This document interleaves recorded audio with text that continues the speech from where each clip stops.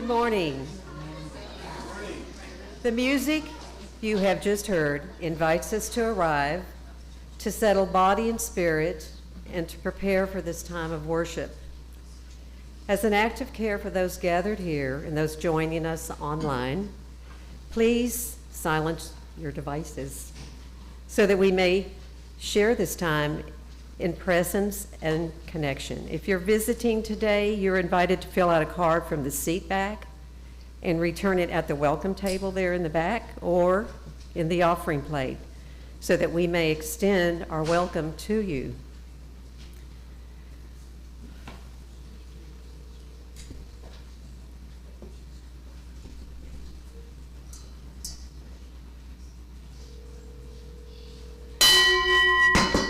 Oops. Okay, so, all right. All right, it has been a while since I've done this. Let's do one more time. One more time. Everybody awake. Ready? We're going to do it like this. Okay. No, you do it. Okay, are we ready? Now that everyone is awake. 2, 1. All right.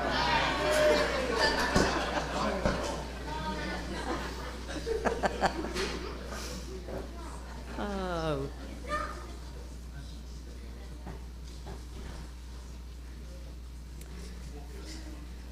Please know that whoever you are, wherever you are from, whomever you love, wherever you are on life's journey, you are welcome. Good morning. Good morning. Welcome to San Gabriel Unitarian Universalist Fellowship. Whether you are here in the sanctuary or joining us online, whether for the first time or the 1000th, we are glad you're here. My name is Diane Dancer. My pronouns are she, her, and I'm honored to serve as your lay leader this morning. I became a member and found out, actually, I'll tell you how I found out about this San Gabriel UU Fellowship, was retiring in Georgetown some years back and wondering what kind of people would show up on the Martin Luther King walk. And lo and behold, in the line of people as we made our way, I saw this bright yellow shirt, and it said on the back, San Gabriel UU Fellowship, blah, blah, blah, and ran up there, tapped that person on the shoulder and said, "Do you mean to tell me there's a UU church here in Georgetown?" and laughed. And that was Sharon Covey, who's here today. And that was the beginning of my story. San Gabriel is part of a larger movement of Unitarian Universalist congregations working together for a just, peaceful, and sustainable world. And here in this community, we begin that work by sustaining one another in love.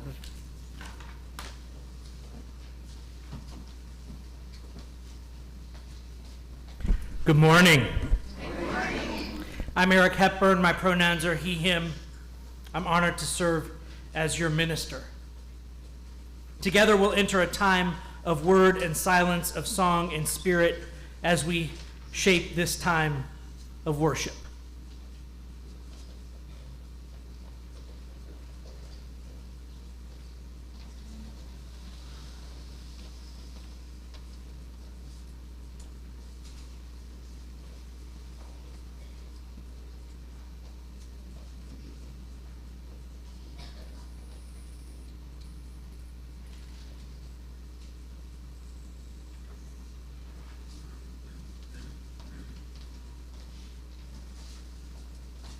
Please recite after me the words to light our chalice. We light this flame to remind us. We light this flame to remind us. Love is the center. Love is the center. As we grow and connect. As we grow and connect. Mature and deepen. Mature and deepen. Love is our center. Love is our center. When the light of truth burns all else away. Burns all else away. Love endures. Love endures. Let us greet this day in song. Our calling in song is Gather the Spirit. It's number 347 in the gray hymnal. We'll be singing the first 3 verses. The lyrics will be projected. Please rise in body or spirit as we join our voices to welcome the day and one another.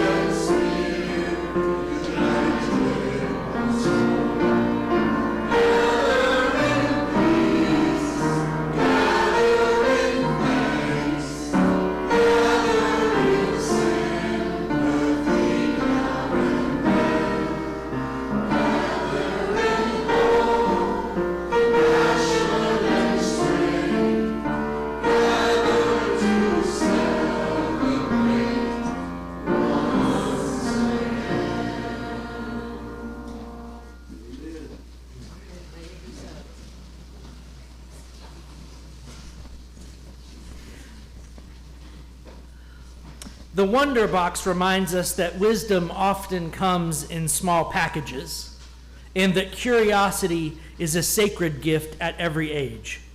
Candace White, our Director of Religious Exploration, will now share this time of learning and wonder with us.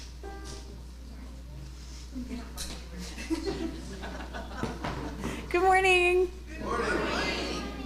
Every month in RE, we have a new theme that we work with, and this month it's been Awakening Curiosity, and how curiosity is a bridge to many things in our life. So let's check out the Wonder Box today to see how we're going to be exploring curiosity today.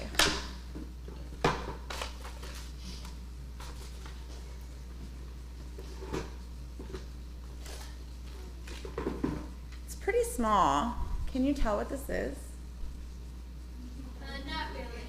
I know. A seed? Yeah, Okay. it's seeds. They came from this pack. Wonder what seeds have to do with curiosity. What do you think? Like planting curiosity inside yourself. Planting curiosity inside yourself? Maybe it could just be what seed it is, but we don't know what seed it is. Super curious about what seed you could be planting. Absolutely. Yes. what it will create, what the seed will create, curiosity about that. Anyone else? There's a story in here too. It's called The Two Seeds. Today we're exploring how curiosity is a bridge to the world of our future selves and the people we are growing into. And sometimes we imagine the future like it's far away, but the truth is we are growing into that future self every single day. The choices we make, the way we treat others, and even the thoughts we practice are like tiny steps toward becoming that person. So with that in mind, I want to tell you a story from the Buddhist tradition that helps us think about this in a really powerful way. Once upon a time, there were two tiny seeds sitting side by side in the soil. The first seed whispered, "I want to grow. I want to push through the soil, feel the sunlight, and bloom into a flower." The second seed trembled. "It's too dangerous. What if I break while pushing up? What if the sun burns me? I'd rather stay safe here." Days passed. The first seed bravely stretched outward, breaking the hard soil and reaching toward the light. And slowly it grew into a small green sprout. The second seed stayed hidden, too afraid to take the risk. One morning, a hungry bird came scratching for food, and it pecked into the ground and ate the second seed that never dared to grow. The first seed, now a sprout, watched sadly and whispered, "To live means to take risks. Staying buried in fear is no life at all." And with time, the first seed became a strong tree, offering shade and flowers and fruits to everyone around it. Its courage gave life, while the seed that stays safe never saw the world. Each of us is growing into our future self, even right now. It's not something that suddenly appears one day. It's something we build little by little. And it reminds us that we already have everything we need inside us. So many seeds are already there. The question isn't, what do I have? But what do I choose to grow? And with that, we'll take that to the little house and explore it more. May your song be our blessing on our way.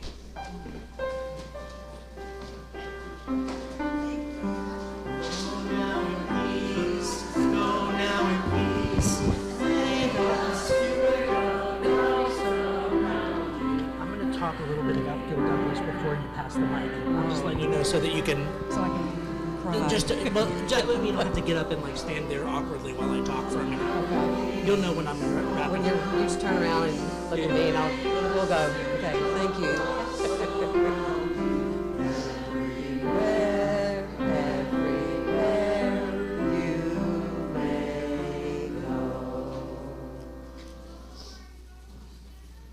It's joys and sorrows time. But before we do our regular routine, I want to talk about a shared sorrow briefly.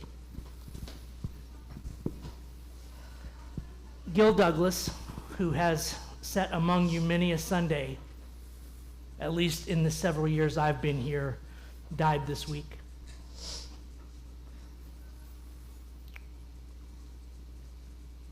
And so I wanted us to take a moment to remember Gil. And also to share just a short story. When we pass the mic for Joys and Sorrows, I invite you to share briefly a Gil story of your own if you'd like. Because one of the ways that we honor those we have lost and those who we love is by our carrying and sharing our stories of those folks. So when the most recent presidential election happened, I did something I don't like to do, which is I went clothes shopping. And I bought a bunch of straight black clothes, and I dressed in morning black for several months. Now, a couple weeks into this adventure, Gil stopped me in the back of the church and said, "I noticed you haven't been wearing a tie lately, and I'm not a fan." And I said, well, I went shopping, but I just didn't see an all black tie that I liked, so I've just been going without. And he's like, okay. So the next week he showed up with this tie. And he handed me the tie. And he said, there, now you have an all black tie. And I said, I will Johnny Cash it appropriately and wear it when I'm all in black. And it's a short story, but that was my experience of Gil, was that he wasn't the kind of person who was going to have a conversation with you and just walk away. He would think about you and hold you in his heart until you were together again. And that is a sacred community thing. And I'm grateful for Gil. And I'm holding his wife, Joan, his kids and his grandkids and his family in my heart. And I'm asking you to do the same. Amen.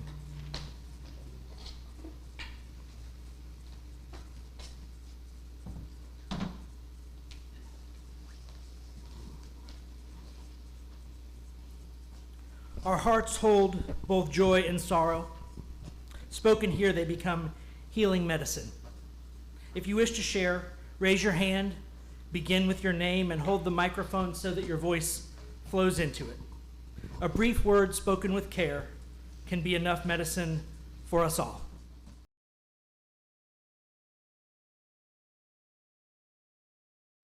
Thank you for sharing. If you're a visitor, that went longer than usual. Just data. It's just data. You can do with it what you will.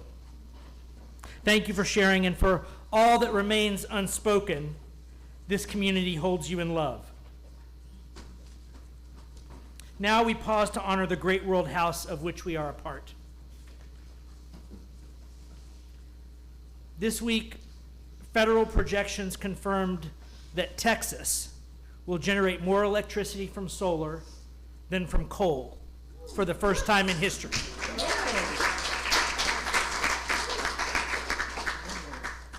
The simple truth is that the sun has always been Earth's primary source of energy. The messy complexity was and is mankind's century-long entanglement with fossil fuels. The simplicity on the far shore is arriving. The sun was always the answer, and it took 100 years of messy climate complexity to come back around to what was obvious all along. What's remarkable is that even here, in a state whose leaders have actively resisted it, the simple truth that the sun provides energy didn't need anyone's permission. It just needed enough people to stop getting in its way.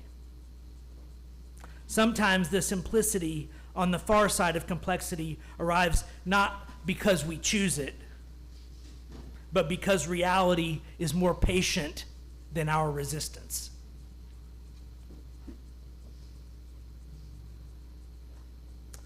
Our song of yearning this morning is Praying by Kesha.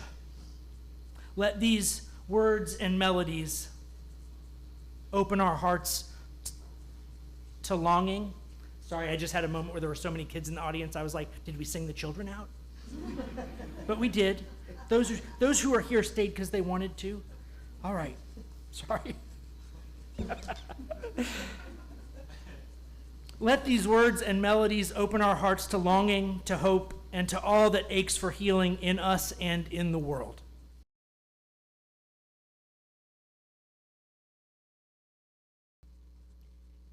Let us enter a small, still place within, opening our hearts and minds to receive this voice of wisdom. After the words are spoken, we will breathe together in silence, preparing ourselves for the word unfolding among us. We have two short quotes this morning. The first is from Supreme Court Justice Oliver Wendell Holmes, Jr. For the simplicity on this side of complexity, I wouldn't give you a fig, but for the simplicity on the other side of complexity, for that, I would give you anything I have.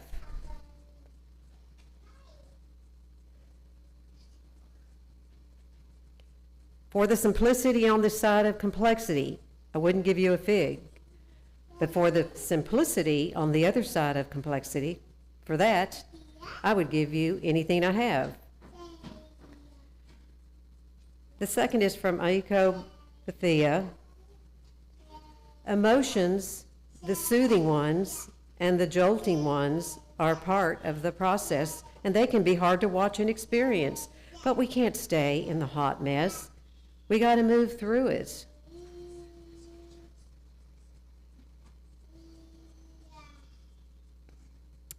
Emotions, the soothing ones and the jolting ones, are part of the process, and they can be hard to watch and experience.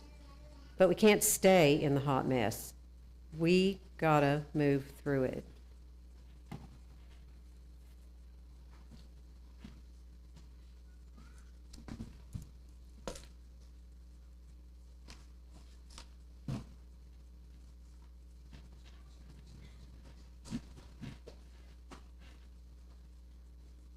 From breath to word, from silence to speech, we enter the unfolding in word. Simplicity, complexity, then simplicity again. Before we dive into the meat of this, I want to invite you to consider that if we're thinking about this simplicity, complexity thing as horizontal motion, it might be happening at different elevations for you. You've walked into this space today with some things on your heart or some things in your life. So one scale that this sermon might resonate for you on is the macro scale or the event scale or the something that's happening, right? A relationship in your personal life, a relationship or a situation at work or with your family. So that situation scale is one scale at which this idea that I'm going to share with you today might be useful to you. Another scale is the scale that we might think of as the arc of your human life. A lot of the concepts I'm going to share with you today came from developmental psychology, which, as you know, is concerned with how the arc of a single human life plays out from early days to end days.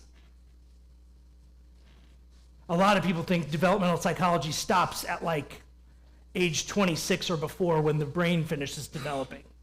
I personally think and spiritually believe faithfully that the arc of human development doesn't properly end until you are either dead or a wise elder or a little bit of both.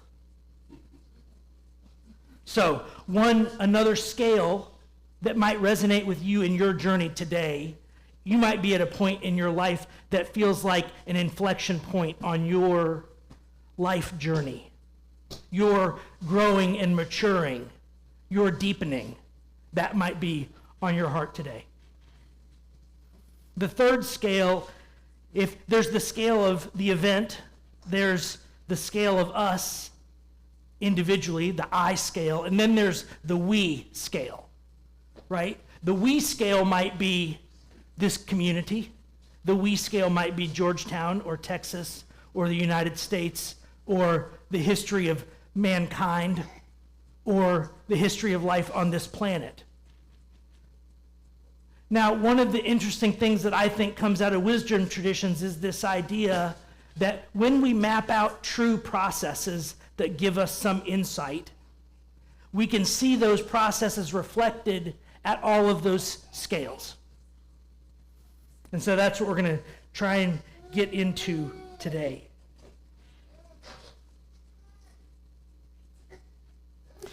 Like I said, the framework comes from developmental psychology, and it looks like this. You can't skip developmental processes. So if I start out as a young child with a simplistic view of the world, which children have, right? We could think of object permanence. I hide the stool behind the paper. The stool doesn't exist. Like, this is well documented. Like, at a certain toddler age, it's just true. It's why young children love to play peekaboo. If you're not sure whether a kid has object permanence or not, make eye contact with them, do this, and you'll know. In about 3 milliseconds, you'll know whether they have object permanence. Because if they look at you like you are super boring, they already know that you're still behind your hands. But if they go, they're like, that was a cool magic trick. Have you guys seen this? That person can disappear. That's amazing, right? But developmental milestones are like that, right? Like before we hit that milestone, there are parts of the world that are opaque to us. Before we hit that developmental milestone, there are aspects of our own reality to which we are blind.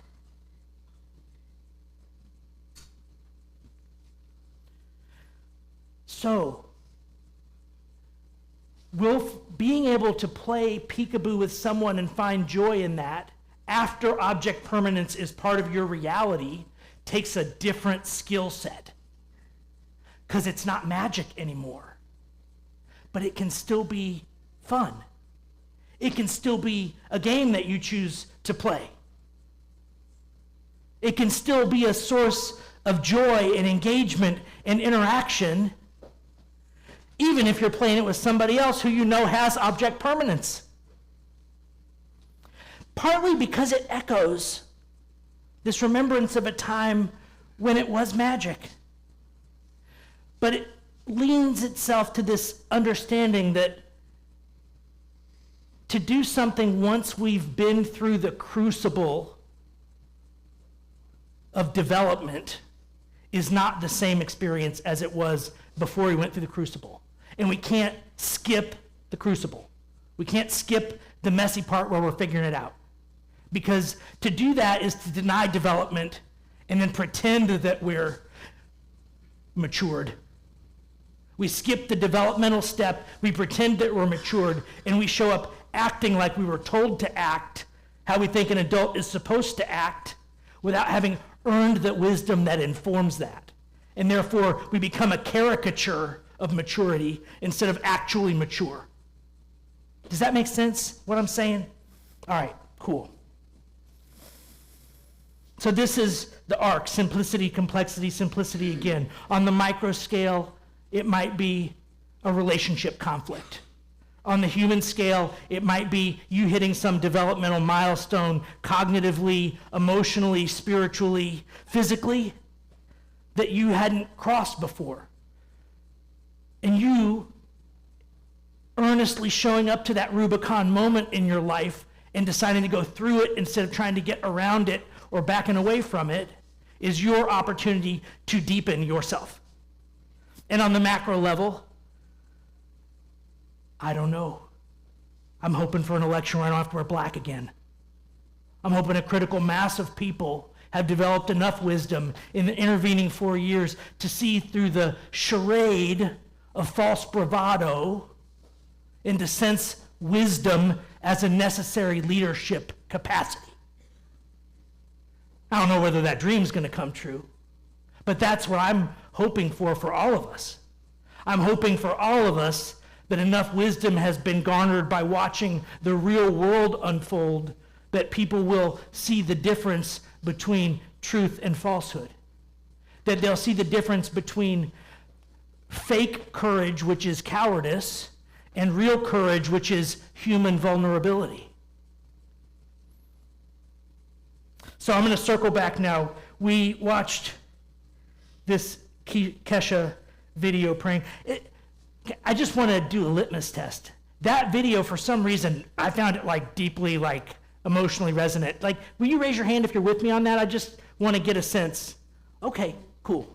So I didn't miss most of you. That's good. We're running 50-50. Well, it just happens. It just is. In that song, she strikes me as someone headed through a messy complexity, but whose vision of once again simple is starting to crystallize for her. She's grappling with the hard realization that the upfront promise of simplicity from her Christian upbringing didn't stand up to the scrutiny of lived experience. Now, this is just my interpretation of the video. Who is she asking to pray? God? The church? Why is she asking them to pray? To go deeper, to get into the messy complexity. When I listen to this song, I hear her begging the church to go deeper with her. For God to go deeper with her. She's begging for companions on a journey through the messiness to a version of spirituality, a version of religion, a version of God that's willing to engage the complex messiness and still hold the value of relationship, the yearning to find the simplicity on the other side. Simplicity, complexity, then simplicity again. Like in the video, Iko Bethia's work that you heard a little bit of points to the truth that we can't stay in the hot mess.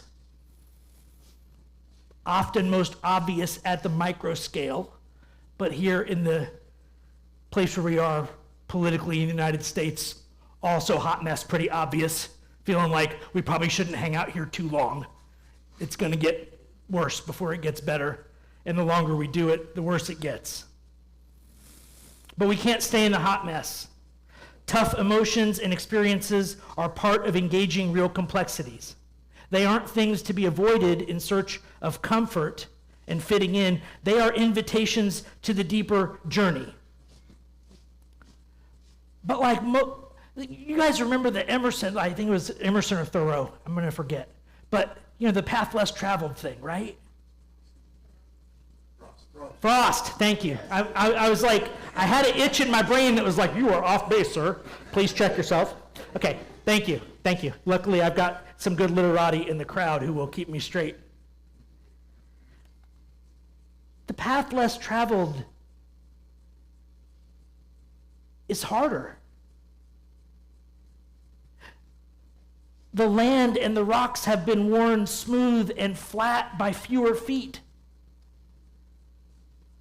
The rocks have been shoved into the earth, making things easier by fewer feet. The invitation to take that path isn't an invitation to comfort. It is an invitation to your own self-discovery. And that should take more energy. That should be harder. But we live in a culture that glamorizes ease and comfort to such an extent that we start to wonder why people would choose that way. Well, this path was good enough for most of the other people. Why not that one? Surely that would be okay. But the thing I'm trying to communicate, maybe I'm succeeding, you'll have to send me an email afterwards and tell me, is that taking the path around the hardship, it's not where the fruit is. It's not where the fruit of your own life, the fruit that's beckoning you, lives. That avoidance isn't the path. Avoidance isn't the path that your own heart and soul want for you.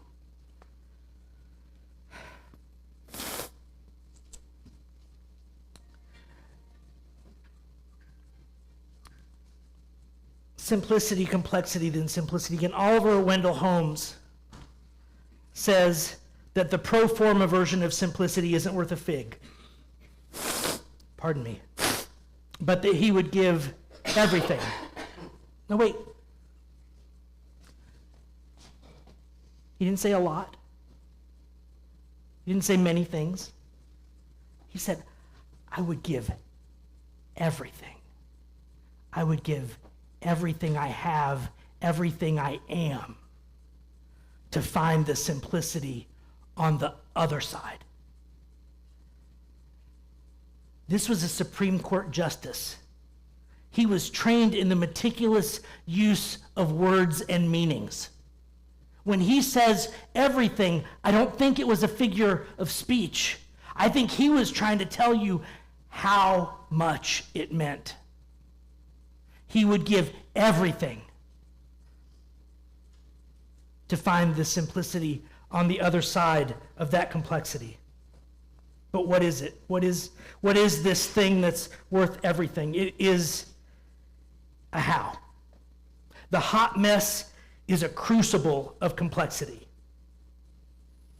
It is a crucible for getting clear about our own values. Let me say that again. It's a crucible for getting clear about our own values. I've used this metaphor before. I'll use it probably a bunch of other times and confuse y'all because every time I use it, I'll tie it to different things. And one of my literati is going to tell me who did this one, but if you want to change the world or move the world, you need two things: a place to stand and a lever. Anybody? Nope. Anyway, it's all good. It's a real thing, I swear. Archimedes, thank you. Thank you. Going real old school, all the way back to Archimedes. A place to stand and a lever. Our values are where we place our feet. For those note takers among you, if you've never engaged with Brene Brown's boil your values down to 2 core values exercise, I encourage you to Google that and take some time and do it. Because then you know where to put your right foot and your left foot on your 2 core values. That is where we stand. We stand on our values. Iko Bethia's work is all about when things get messy, how do we get through it? Well, the first thing is we have to know where to put our feet. And the second thing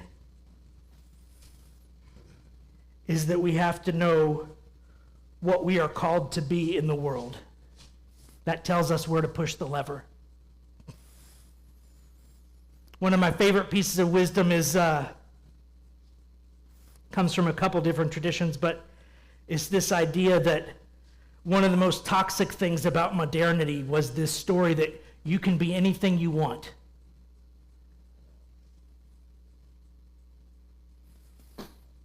Why is that troubling to you, Eric? Well, before I was a father, it was a lot less troubling.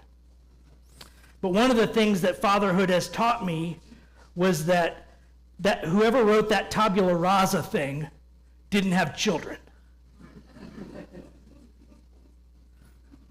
Or didn't pay them much attention. We had a quote a couple weeks ago on Mother's Day from Parker Palmer talking about a letter he wrote to his granddaughter because she showed up as herself from the earliest days. And so his job as a grandparent was to be faithful, to be a faithful witness to who she was, so that he, as someone who loved her, could mirror back to her who she was, so that she could find her way in life easier than he had. He said, I don't want you to wait until you're in your 50s and 60s, midlife, post-midlife crisis to figure out what you were put on this earth for. Maybe if while you're still in your 20s, I can mirror back to you what you've been since your earliest days. You don't have to wait as long as I did to figure out why you were put on this earth. I know that's a contentious idea for those of us among us who get kind of squingy about metaphysical things. Some of us in here are a little scientistic, get a little squirmy about metaphysical things like a purpose for your life. So I'm not going to claim metaphysically that there's a secret great book somewhere that has a phrase written down, and if you discover that phrase, you'll unlock the key. What I will say is this, from my own personal spiritual experience and my reading of a great number of wisdom traditions, I think your life's better if you answer the question for yourself, what am I here for, and how does that align with my talents? For example, my son could choose to be a professional musician because he has native talents that lean heavily into that. I feel very, very confident that even if I had decided at age 4 that's what I wanted to be in life, I would still not be very good at it. I do not have those native talents. Now, I could have put in my 10,000 hours and become reasonably competent, right? That's what the research shows. You can become reasonably competent at almost anything. But that is a different thing than asking where your gifts are and what those gifts were made for in terms of what they offer to the world. If we stand in our values and we acknowledge our gifts, it tells us how to push the world.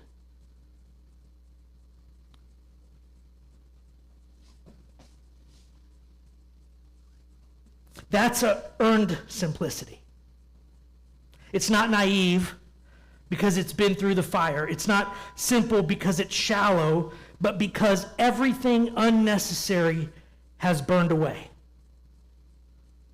It's not simple because it's shallow. It's simple because everything unnecessary has been burned away in that crucible of complex messiness. We say it every week. We say the light of truth that burns all else away. This is what it's pointing at. Going through the mess to distill what your values are and your call in this life is the thing that makes things simple again. And it's not the same kind of naive simplicity that those of us lucky enough to have a relatively carefree childhood experienced X number of years ago. It's a different kind of simplicity of, oh, no, the world is a hot mess, but I know where I stand, and I know what my lever is for.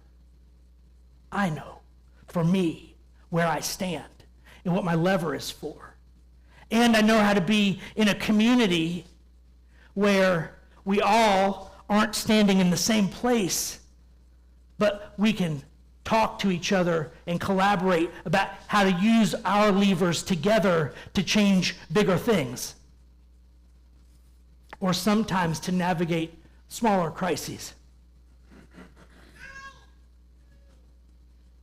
The hot mess of complexity demands that we get clear about why we're here, not as some abstract theological notion of grand human purpose, but as a deep curiosity that aims at discovering our individual calling in this life and a willingness to engage hardship when it arrives in our lives, learning to live that calling in cooperation and community with each other and with all life.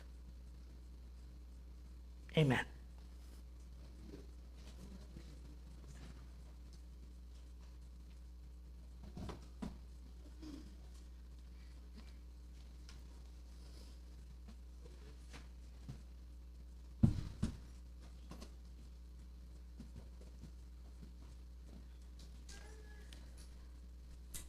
Each week, we give an offering to sustain this spiritual home and to support the work of our fellowship.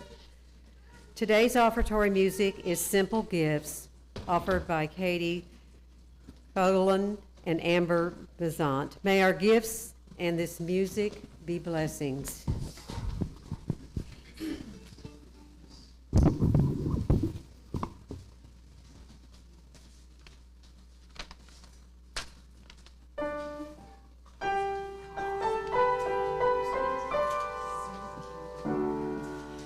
Tis the gift to be simple, 'tis the gift to be free, 'tis the gift to come down where you ought to be.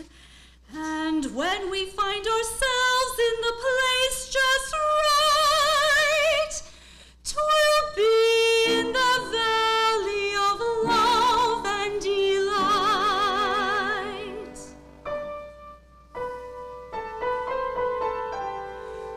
When true simplicity is gained, to bow and to bend we shan't be ashamed.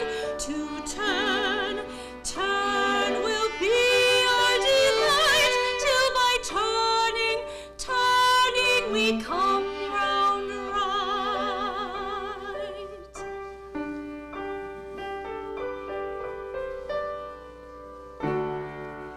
'Tis the gift to be simple, 'tis the gift to be free, 'tis the gift to come down where you ought to be. And when we find ourselves in the place just right, 'twill be in the valley of love and delight.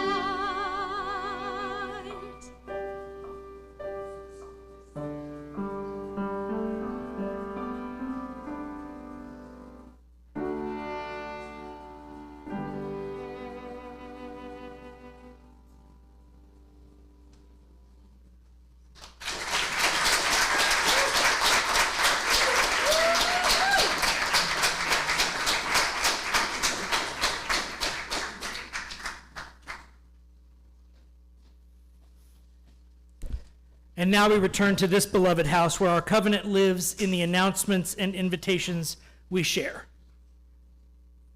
Today is 100% officially the last call for stewardship.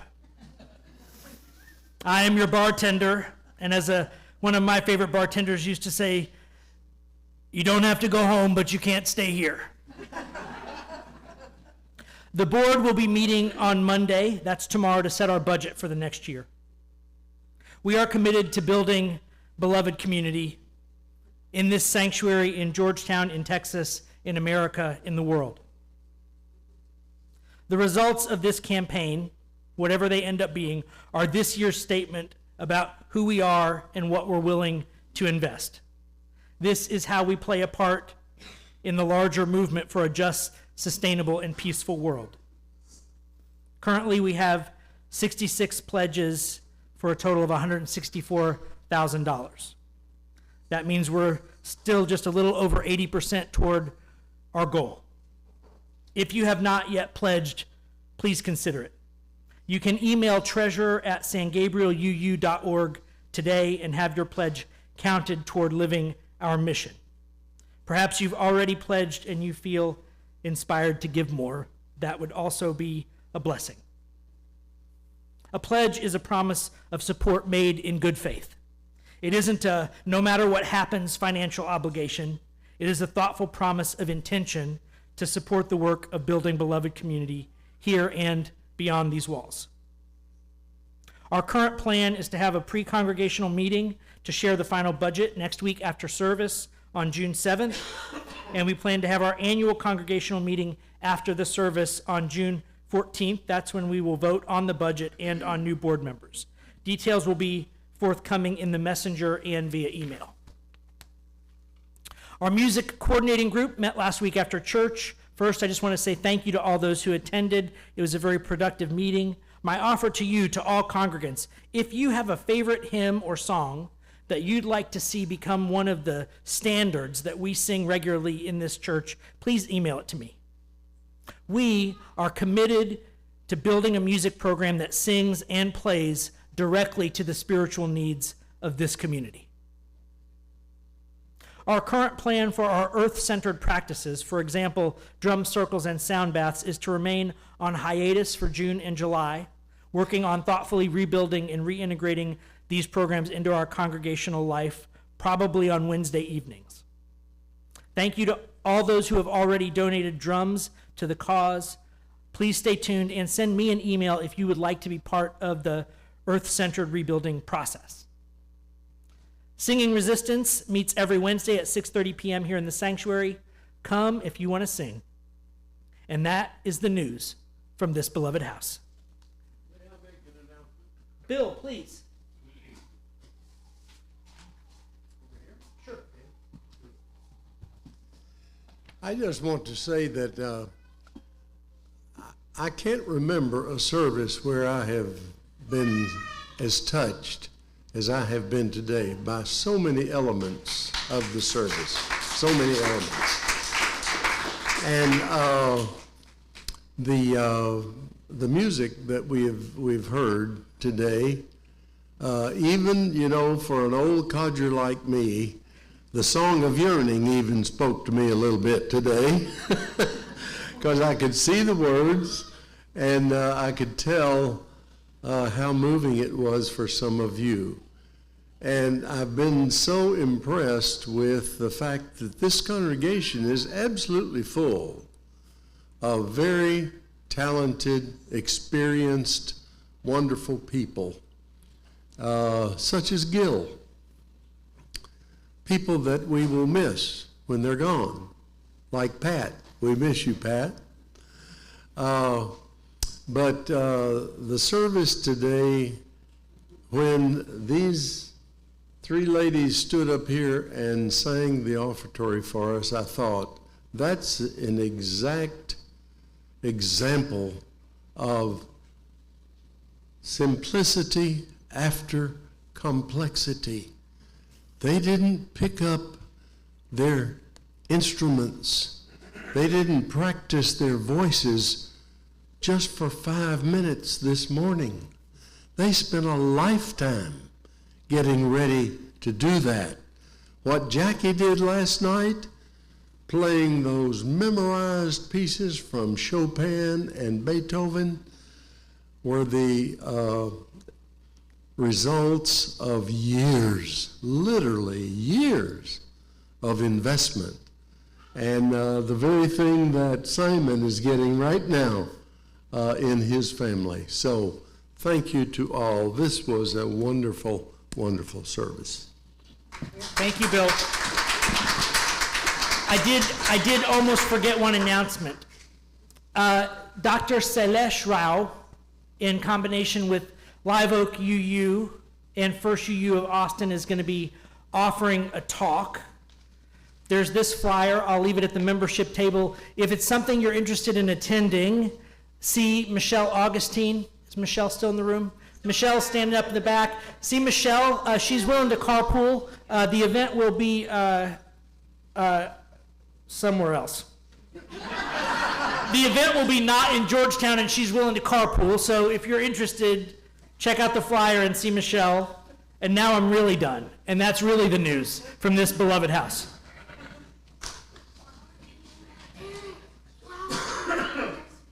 Oh, right.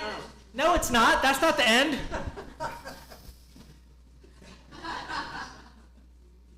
They lied to me, folks. They said, God will not give you more than you can handle.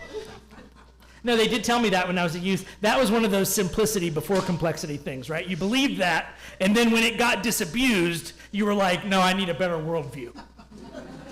Anyway, I do have slightly too many balls in the air today. Apologies. Next Sunday is our flower communion.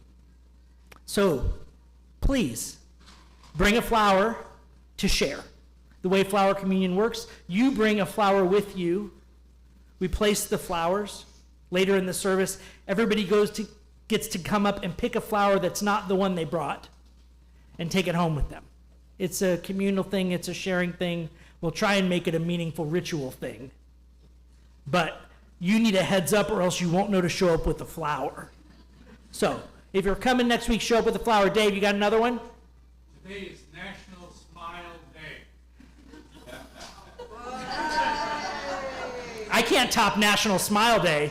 And that's the news from this beloved house. Let's see how many times I can say that this week.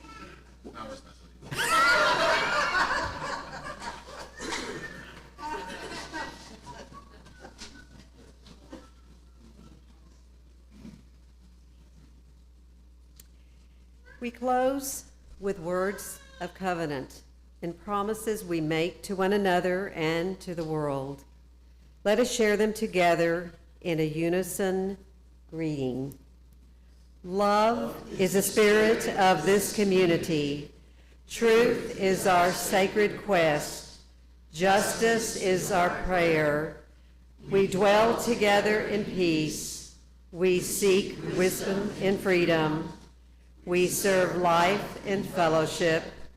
We grow in harmony with the sacred. Thus do we covenant with one another. Our returning song is This Little Light of Mine, number 118 in the gray hymnal. Please rise in body or spirit as you're able, as we gather our voices once more, carrying forward the strength and the hope we have found here.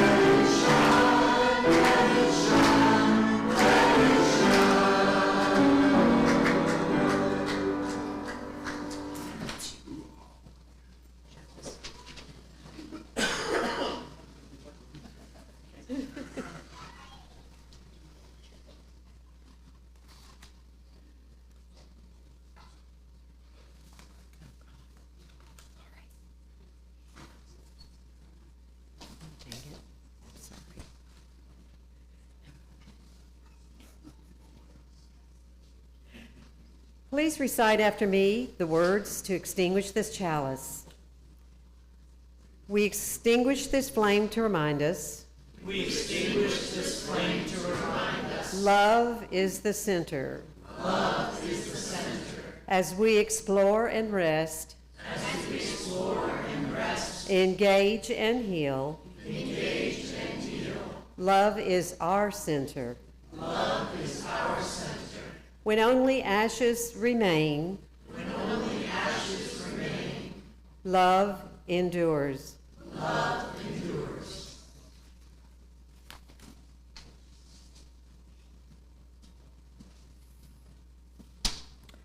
I offer you this blessing.